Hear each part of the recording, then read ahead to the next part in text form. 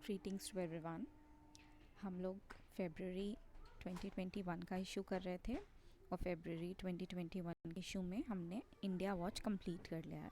जो पहला सेक्शन होता है इंडिया वॉच वो हमारा कंप्लीट हो चुका है पिछले 3 वीडियोज़ में। आज हम करने जा रहे हैं इकोनॉमिक वॉच। तो मैंने क्या सोचा है कि हम लोग प्रीलिम्स की टेस्ट सीरीज़ भी लगाते रहेंगे, ठीक है। हर वीडियो में सबसे पहले हम लोग 5 क्वेश्चंस लगाएंगे प्रीलिम्स की टेस्ट सीरीज़ का, उसके बाद हम लोग वीडियो कंटिन्यू करेंगे। सो दैट अगर आपको क्वेश्चंस आते हैं तो अच्छी बात है, और अगर आपको क्वेश्चंस नहीं आते हैं तो आप आज के दिन बैठ के उसका शाम तक रिविजन कर लें, ठीक है। तो चलिए हम लोग क्वेश्चन स्टार्ट करते हैं। तो देखिए पहला क्वेश्चन हमारा क्या है, ये जो टेस्ट सीरीज़ में रेफ़र कर रही हूँ ये क्रॉनिकल्स की वेबसाइट पर है, मैं इसका डिस्क्रिप्शन लिंक में दे दूँगी और इससे आप जाके टेस्ट लगा सकते हैं। यहाँ पर फ्री टेस्ट सीरीज़ आपको मिल रही है, उसी में से मैं हर रोज़ आपको 5 क्वेश्चंस कराऊंगी। तो ये जो टेस्ट सीरीज़ है ये एंशंट इंडियन हिस्ट्री की टेस्ट सीरीज़ है, ओके। अभी 4 टेस्ट सीरीज़ अवेलेबल हैं, जिसमें से मैं पहली टेस्ट सीरीज़ के फर्स्ट 5 क्वेश्चंस करा रही हूँ। तो मुझे एक चीज़ आप बताइए सबसे पहले कि मैं सोच रही हूँ कि हम लोग FB पर एक पेज बनाते हैं, क्या सही रहेगा, FB पे पेज बनाना या तो फिर इंस्टाग्राम पे पेज बनाना जिस पे कि डिस्कशन हो सके। आप मुझे बताइए तो हम लोग उसी से डिस्कशन स्टार्ट करते हैं, चाहे तो फेसबुक से या तो फिर इंस्टाग्राम से, which option would be better. चलिए हम लोग आते हैं वापस से क्वेश्चन पे। तो क्वेश्चन हमारा क्या कहता है कि अगर हम बात करें इंडस सिविलाइजेशन की यानी कि सिंधु घाटी सभ्यता की, तो उसके लिए कौन कौन से स्टेटमेंट सही नहीं हैं। क्वेश्चन पूछा गया है हमसे कौन से स्टेटमेंट सही नहीं है, तो ध्यान से पढ़ेंगे। सबसे पहले तो जो टाउन होते थे वो 2 पार्ट्स में डिवाइड होते थे, ये बात सही है। हम लोग ने सभी ने पढ़ा है कि जो टाउन्स होते थे वो 2 पार्ट्स में डिवाइड होते थे। कौन कौन सा, एक अपर पार्ट होता था और एक लोअर पार्ट होता था। जो अपर पार्ट होता था उसको सीटाडेल कहते थे, ठीक है, और जो लोअर पार्ट होता था उसको लोअर टाउन बोलते थे। इतनी चीज़ें आपको ध्यान होंगी मुझे लगता है, ठीक है। चलिए अब नेक्स्ट पार्ट क्या कह रहा है, the western part was small but built on high altitude.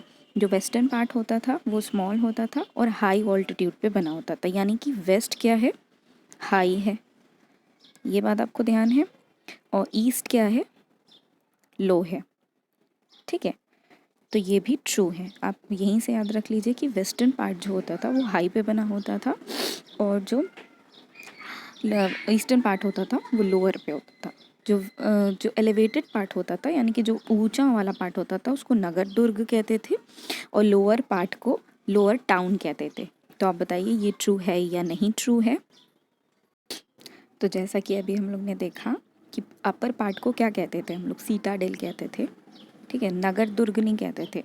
Second part तो ठीक लिखा है कि लोअर पार्ट को हम लोग लोअर टाउन कहते थे, लेकिन अपर पार्ट को नगर दुर्ग ना कह के हम लोग क्या कहते थे, सीटाडेल कहते थे। इसीलिए हम लोग का फर्स्ट पार्ट ट्रू है, ठीक है। जो फर्स्ट पार्ट है ये ट्रू है, सेकंड पार्ट ट्रू है, लेकिन थर्ड पार्ट फॉल्स है। तो हमारा आंसर क्या हो जाएगा, जो हमारा आंसर होगा वो डी आंसर हो जाएगा, ओके। ये स्टेटमेंट 1, स्टेटमेंट 4, स्टेटमेंट 3 कौन सा गलत है हमारा, हमारा गलत है स्टेटमेंट 3 गलत है। स्टेटमेंट 4 सबसे पहले तो उसमें दिया ही नहीं है, इसमें सिर्फ 3 स्टेटमेंट्स दिए हैं।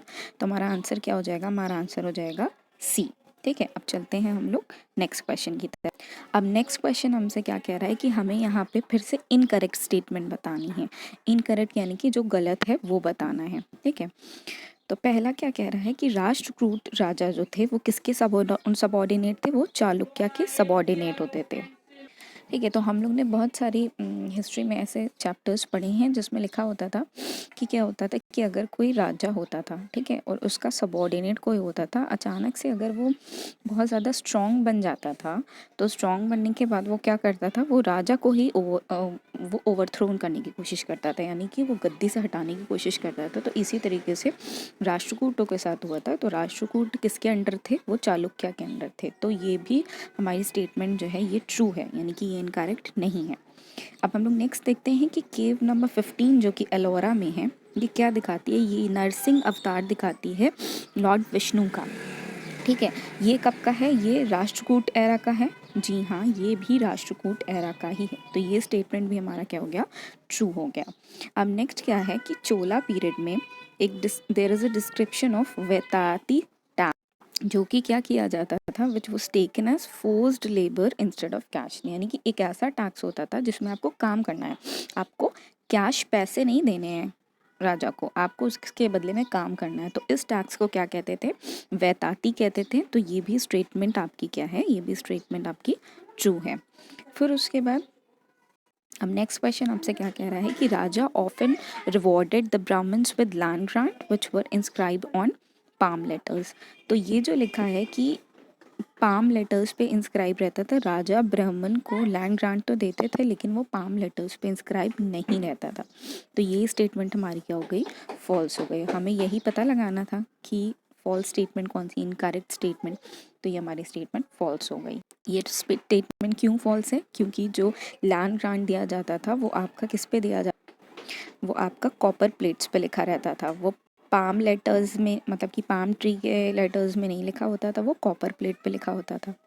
ठीक, अब हम लोग नेक्स्ट क्वेश्चन पे चलते हैं। अब इस क्वेश्चन में हमसे क्या पूछ रहा है? इस क्वेश्चन में हमसे करेक्ट स्टेटमेंट, ठीक है, देखिए यहाँ पर करेक्ट स्टेटमेंट लिखा है। तो पहला स्टेटमेंट क्या है कि चोला पीरियड में टेम्पल सिर्फ ऐसी जगह नहीं होती थी जहाँ पे वर्शिप किया जा सके, बल्कि वहाँ पर क्या होता था, इकोनॉमिक, सोशल और कल्चरल लाइफ का भी सेंटर देखने को मिलता था। तो पुराने ज़माने में जो भी रिलीजियस प्लेसेस होती थी, टेम्पल्स, वहाँ पे लोग मिलते थे, आपस में बात करते थे। वहाँ पर क्या होता था, इकोनॉमिक एक्सचेंज होता था, कल्चरल लाइफ एक दूसरे की देखने को मिलती थी। तो टेम्पल्स इसका सिर्फ वर्शिप के लिए नहीं होता था, और भी जगह का सेंटर होता था, क्योंकि और सारी चीज़ें तब एग्जिस्ट नहीं करती थी, इसलिए टेम्पल्स था। तो ये स्टेटमेंट हमारा ट्रू हुआ। अब नेक्स्ट क्या है कि तो ग्रुप ऑफ विलेजेस को क्या कहते थे? नाडू कहते थे। हाँ, ये भी हमारा ट्रू स्टेटमेंट है। अब थर्ड स्टेटमेंट आपका आपका क्या कह रहा है कि थर्ड स्टेटमेंट में जो ग्राम परिषद या नाडू, दो दो होते थे, ग्राम परिषद और नाडू, उनको सिर्फ एडमिनिस्ट्रेटिव वर्क करते थे वो लोग, जैसे कि टैक्स कलेक्ट करते थे और जुडिशियल पावर नहीं करते। तो क्या ये स्टेटमेंट ट्रू है? नहीं, क्योंकि पहले ज़माने में कोई अलग से डिपार्टमेंट, बहुत कम आपको ऐसा देखने को मिलेगा जहाँ पे जुडिशियल पावर्स के अलग से डिपार्टमेंट हों। ज़्यादातर जो एडमिनिस्ट्रेटिव वर्क करता था वही जुडिशियल पावर्स भी एंजॉय करता था। तो ये स्टेटमेंट हमारी क्या हो गई? ये स्टेटमेंट हमारी फॉल्स हो गई। तो पहली दो स्टेटमेंट हमारी ट्रू है।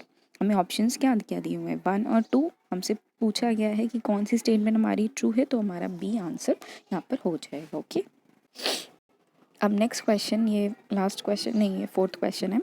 अब इसमें क्या आपसे पूछा है कि कौन से करेक्ट आंसर्स हैं। तो पहला हम देखते हैं, तवारीख के बारे में हमसे पूछा गया है, जो सल्तनत पीरियड में देखने को मिलती थी। अब तवारीख क्या होती है?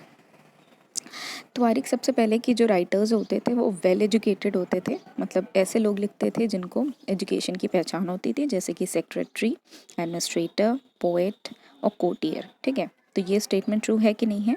जी हाँ, ये स्टेटमेंट आपकी ट्रू है। ठीक है, तो हम लोग इसके आगे ट्रू लिख देंगे।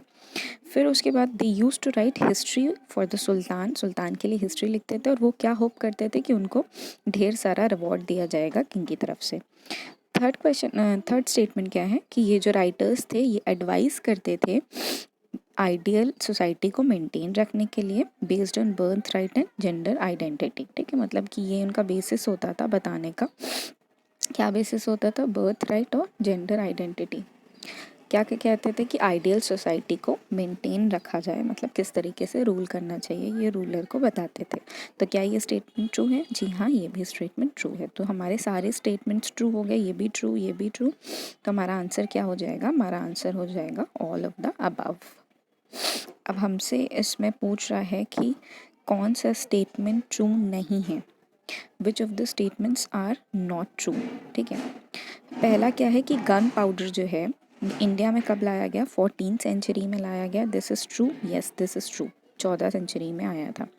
उसके बाद गन पाउडर सबसे पहले कहाँ पे यूज़ किया गया? गुजरात, मालवा और डेक्कन में। जी हाँ, ये भी तभी यूज़ किया गया था। उसके बाद in the early 18th century the gunpowder was use by Babar. ठीक है, तो व्हाट आई थिंक कि ये 18th सेंचुरी नहीं है, ये 14th ही सेंचुरी है। तो 14th सेंचुरी में सबसे पहले गन पाउडर का किसने यूज़ किया था? बाबर ने यूज़ किया था। तो ये सारे स्टेटमेंट्स हमारे ट्रू हो जाएंगे तभी इसका आंसर हमारा क्या हो सकता है, नन ऑफ द अबव, मतलब फॉल्स कोई भी स्टेटमेंट नहीं हमारा, हमारे सारे स्टेटमेंट्स ट्रू हैं। ठीक है, अब नेक्स्ट चलते हैं हम लोग। तो इस तरह से हमने अभी 5 क्वेश्चन डिस्कस कर लिए हैं। अब हम आते हैं अपने इकोनॉमी वॉच पे। तो सबसे पहला आर्टिकल हमारा क्या है, first international day of bank के बारे में। तो पहली बार ये डे सेलिब्रेट किया गया बाय यूएन, और ये डे कौन सा रखा गया, 4 दिसंबर 2020 रखा गया।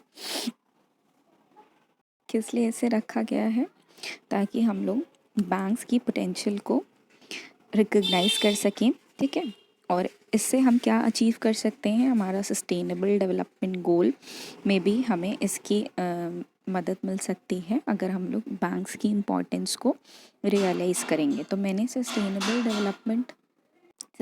डेवलपमेंट गोल्स के ऊपर भी एक बहुत कॉम्प्रिहेंसिव वीडियो बनाई है। So if you want to watch that video, I put the link in the description box, आप वहाँ से देख सकते हो।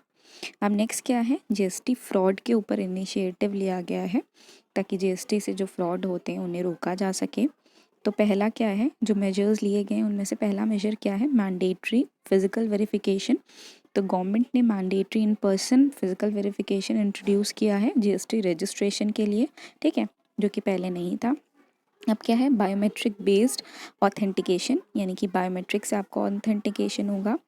फिर पे 1% इन कैश, पे 1% इन कैश का मतलब एक नया रूल ऐड किया गया है जिसमें central board of indirect taxes and customs ये मैंडेट करता है कि एक मंथली टर्नओवर में जिसका 50 लाख से ऊपर होता है उससे at least 1% of their GST liability in cash instead of using input tax credit to discharge their entire liability. यानी कि आपको 1% कैश देना है।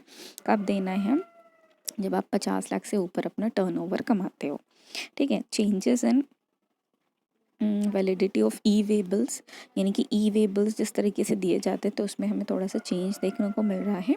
ठीक है, ये ट्वीक कर लिया गया है, doubling the distance to be covered for each validity effect, यानी कि जनवरी से ये चेंज हो गया है। ट्रांसपोर्टर्स के लिए पहले क्या था, 100 किलोमीटर इन 1 डे था, ये डिस्टेंस अब बढ़ा के कितना कर दिया गया है, 200 किलोमीटर्स का डिस्टेंस कर दिया गया है।